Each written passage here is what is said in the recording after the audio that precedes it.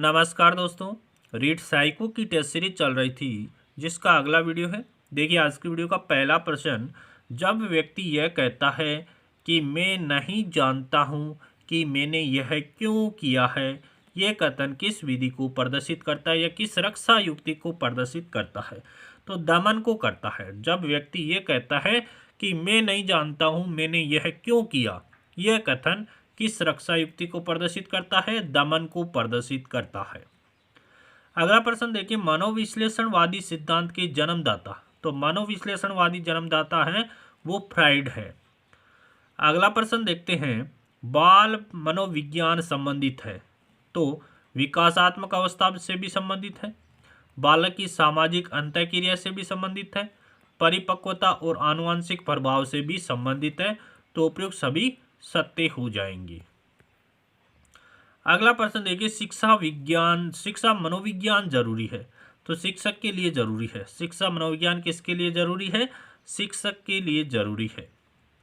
अगले प्रश्न की बात करें कि शिक्षा मनोविज्ञान की प्रकृति वैज्ञानिक है, क्योंकि शिक्षा मनोविज्ञान की प्रकृति है वो वैज्ञानिक है, क्योंकि शैक्षिक वातावरण में अधिगमकर्ता के व्यवहार का वैज्ञानिक विधियों के माध्यम से अध्ययन किया जाता है। शिक्षा मनोविज्ञान की प्रकृति वैज्ञानिक है क्योंकि शैक्षिक वातावरण में अधिगमकर्ता के व्यवहार का वैज्ञानिक विधियों के माध्यम से अध्ययन किया जाता है। अगले प्रश्न की बात करें कि शिक्षा की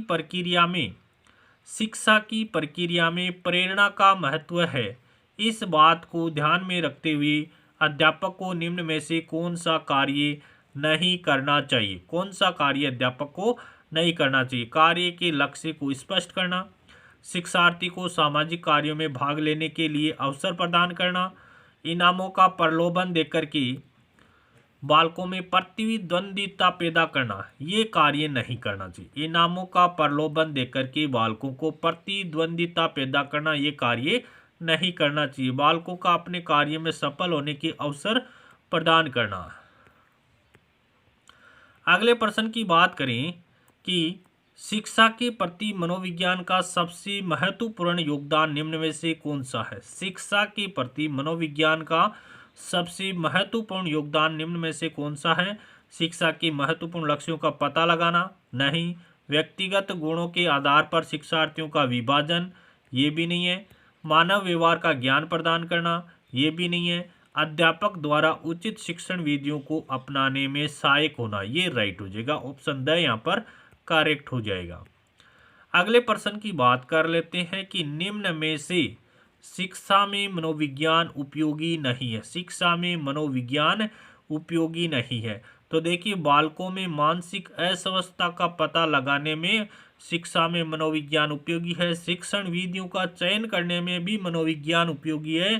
छात्रों को अभिप्रेरित करने में भी मनोविज्ञान उपयोगी है, लेकिन पशुओं पर प्रयोग करने में मनोविज्ञान उपयोगी नहीं है। ऑप्शन द यहाँ पर करेक्ट आंसर हो जाएगा। अगले प्रश्न की बात करें कि मनोविज्ञान व्यवहार का शुद्ध विज्ञान है। मनोविज्ञान है वो व्यवहार का शुद्ध विज्ञान है। यह परिभाषा वाटसन के द्वारा दी गई है। अगले प्रश्न की बात करें कि मनोविज्ञान व्यवहार एवं अनुभव का विज्ञान है। यह कथन किसका है? स्किनर का है। मनोविज्ञान व्यवहार एवं अनुभव का विज्ञान है। यह कथन किसके द्वारा कहा गया है? स्किनर के द्वारा कहा गया है। अगले प्रश्न की बात करें कि पीएफटी का प्रयोग किसके मापन में किया जाता है? तो पीएफटी का प्रयोग किया जाता है व्यक्तित्व के मापन में। पीएफटी का पूरा नाम क्या है? Picture frustration test. हिंदी में बात करें तस्वीर कुंडा परीक्षण, रोजनविग चित्रगत कुंठा अध्ययन इसका पूरा नाम है। और पीएफटी है वो व्यक्तित्व मापन की प्रक्षेपी विधि है। पीएफटी क्या है? व्यक्तित्व मापन की प्रक्षेपी विधि है। अगले प्रश्न की बात करें कि शिक्षा का अधिकार अधिनियम 2009 के संबंध में सत्य कथन कौन सा है? देखिए, शिक्षा का अधिकार अधिनियम 2009 क्या कहता है? ये अध्यापकों को प्रशिक्षण की सुविधा प्रदान करता है, बिल्कुल राइट बात है। घुमंतु बालकों की प्रवेश को सुनिश्चित करता है, ये भी सही है। एकेडमिक कैलेंडर का निर्धारण करता है, ये भी सही है। तो उपरोक्त सभी कथन है वो सत्य है। ऑप्शन 2 यहाँ पर करेक्ट आंसर हो जाएगा।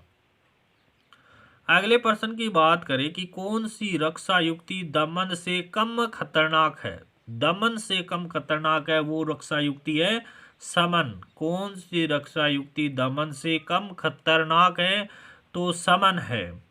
अगले प्रश्न की बात करें कि बाल विकास के जनक माने जाते हैं, तो बाल विकास के जनक पेस्टालोजी को माना जाता है। बाल विकास के जनक किसे माने जाते हैं, पेस्टालोजी को बाल विकास का जनक माना जाता है।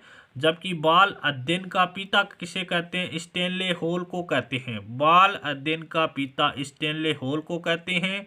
भारत में बाल अध्ययन के जनक कौन है, ताराबाई मोडक है।